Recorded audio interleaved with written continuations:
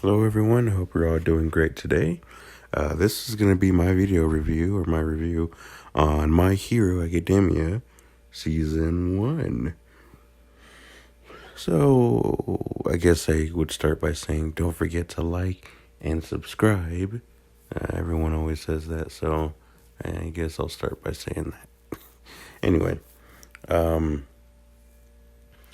so before I get started, when I first got Hero Academia, I actually ordered it online. I think I got it with Attack on Titan Season 3, Part 2, I believe. And then they just released Season 3 in bulk, Part 1 and 2. But anyway, so I ordered My Hero Academia Season 1 offline along with Attack on Titan Season 3. And I kind of wanted a new experience, so I just ordered it. So I've heard many great things about it and everything. And I'm like, okay, do I really want to do that? So I did order it, and what happened at first was, I believe I was also watching Digimon Try, and what happened is I marathoned Digimon Try like crazy. But it was either Attack on Titan or Digimon Try that I watched first, and I just watched the whole thing in bulk. And then from there, I jumped straight into My Hero on that night, and my brain couldn't decipher the universes apart, that I was watching two different anime universes. So I kind of fried my brain for the first episode or two of My Hero. But I just took a break, and a few days later I went back, and when I watched the anime, it was more fresh in my mind. And so the first couple episodes, because of what I did, first couple episodes were kind of I couldn't really give too good of an analysis on them. But when I got to episode 5 or 6, maybe even before that, maybe about 3. But anyway, it did get kind of, inspirational in a way. Very quickly, I identified myself with Deku in so many ways. And, the strong thing I learned from Deku in Season 1, which was mainly, he didn't have a quirk or anything like that. And, a lot of stories kind of have that, where the main character's oh, I don't have anything, and then they just end up getting these super cool powers. Zatch Bell. The list can go on. The list can go on forever. Naruto, Zatch Bell. So, just as I watched it, I really quickly saw Deku's character. There was something special about his character just in himself, and maybe he didn't have an ability or a quirk or something that gave him the advantages like most people have. This might seem like an obvious message, an obvious, takeaway from the season, but to me it was very inspirational in a sense. Because even though he didn't have anything, no one really, I guess, believed in him in a way. I don't know, because he didn't have an ability or anything, people were kind of doubtful in certain ways or whatever. And he found a way to take his own ability, which wasn't a superpower. It was his own heart. Who he was at heart, what he was at heart. And with that, he had to learn how to master that itself in order to really hold the trueness of, of the power that he got from Might eventually. And just learning about himself and how he pushed himself. There was a strong message behind that, which was, to me, being able to hold, or being able to have really good power, to have true power. It comes from the heart. It comes from within us, what we do, and there's the true nature of who we are. And once we understand ourselves and what makes us special as individuals, I think that's how we really find our own true power, our own true superpower. And the more we learn about ourselves, the more we grow, then the more we have control over our gifts and our influences of the world, and we understand more of what we can do, for ourselves and for the world, or just for anything. Again, these were just messages that I got from the first season, just from watching it. And I'm not gonna lie, I did kind of tear up during the first couple episodes because it was strange. I watched One Piece.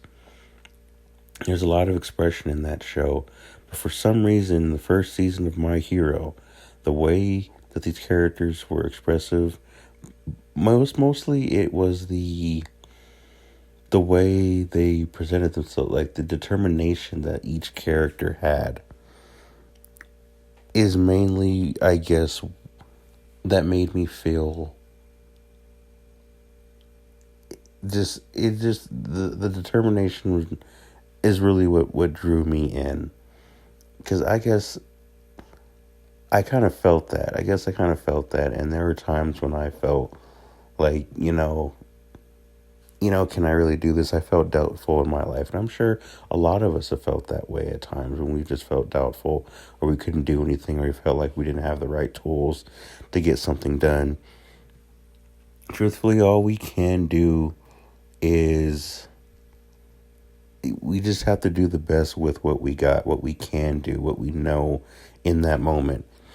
It's not always about being perfect. It's about just knowing what you can do, knowing your limits, and wherever you are at on your journey at the moment, using that to your advantage, using that to the point where, you can get the job done, or you can do what you want to do, get what you want to get, achieve what you want to achieve, just things like that. And this show, I guess, kind of really woke that up in me in a way. And surprisingly, even to today, it made me be a better person, because I have more determination now. And also, when I looked at the lyrics of the opening and the closing, it also kind of taught me another thing. It helped me understand more.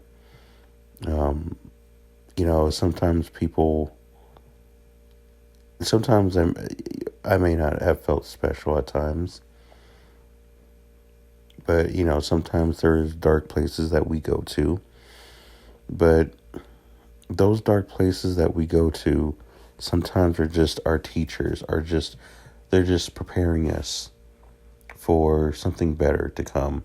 Like, usually it takes someone being mean to us, or it takes something bad to happen that triggers us to want to do better. Usually when we have a stabilized structure, it is balanced. It's a 50. And what happens is when we break that structure, or something goes wrong in a certain area of our emotional state, mental state, when something just goes off balance in any part of us, we actually have the opportunity to rebuild it better, to actually dissect it and understand it better. That's another message that I learned from this anime, just from this season 1. And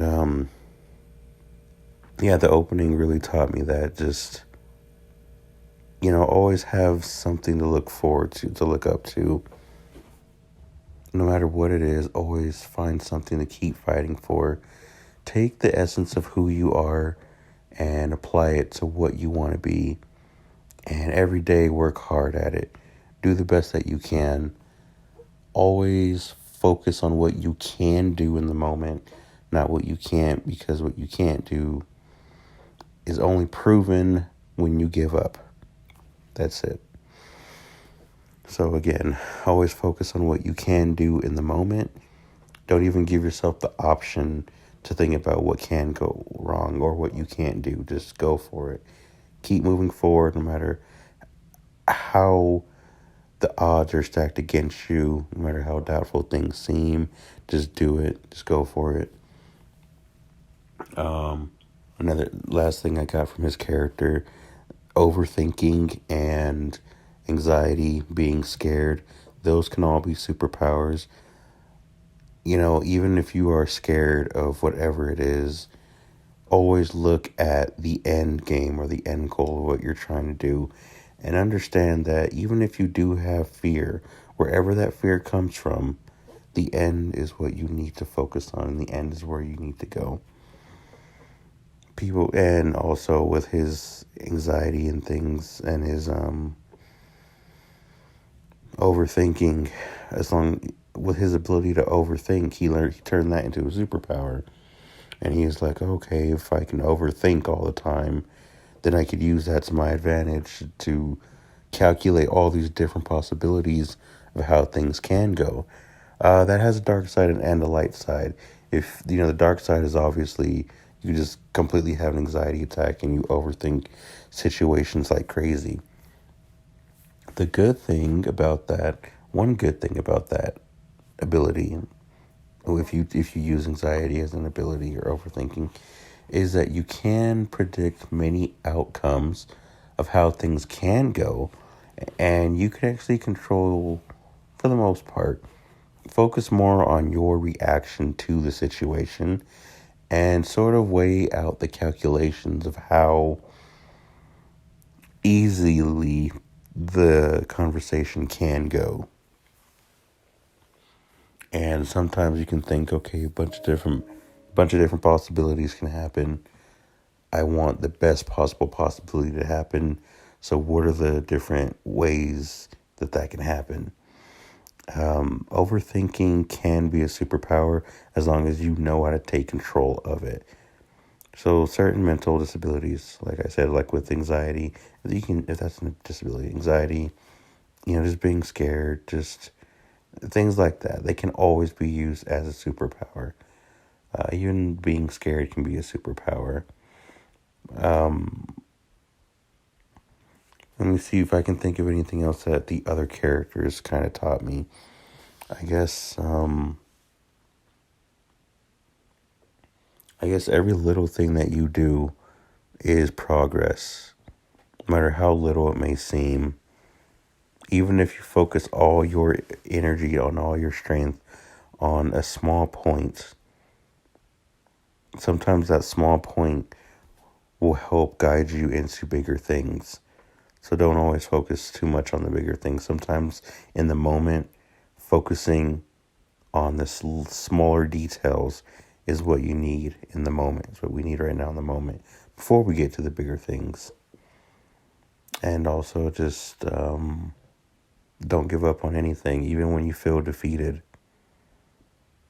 Even if you think that you are defeated, just take what you can. Know that when you fall, you always have the choice to get back up. But it's always a choice.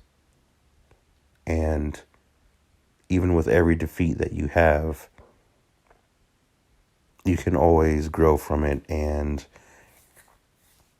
just take it as a lesson, basically. So anyway, that was another big lesson I learned toward the end. It's just, was that there was as long as you don't give up, then you won't truly fail on a spiritual level, I guess. Just keep going, and eventually you might fall, but just keep going toward where you need to go, and just no matter what, just keep on going. All right, those are all the lessons that I got from My Hero Academia. I know I actually said this was a review, and I just kind of went on, but I would give it a big number. If I had to give it a star out of 10, it's up there. It was a really good anime. It was, and I'll give it a perfect 5. Out of 5 stars, I'll give it a 4.5 or 4 and a 7, 4.7. Yeah. I can't really think of too many bad things about the show that I didn't like. Every show has its own experience, but My Hero Academia had many good ones. I really loved it. I loved all the characters. It really talks to certain aspects of the childhood. Naruto did the same thing. However, Naruto reflected more of the darker side of childhoods and helped kind of psychologically trigger that in some of the viewers. It was supposed to. But My Hero Academia also talks to the inner child of, to childhood of the viewers, but it was more on the light side. It was more of the competitive side and the always striving to do better. I didn't focus too much on the bad, traumatic things. It was more of the what can you grow, what or how can you grow from these situations, from these certain circumstances that you've been in. How can you just keep moving forward? Anyway, I think that's all. Thank you for listening to my Hero Academia Season 1 review. I am currently on Season 2. I don't know what episode, but I just finished watching an episode right now. They're at the tournament. As soon as I finish Season 2, can't wait to do the review because I've already picked up some amazing messages that I'd love to share with you guys. But yeah, I hope you guys like this and you have a great day, great night. It's like 3 o'clock in the morning here right now. Have a great day. And remember, always do the best you can with what you got. Bye.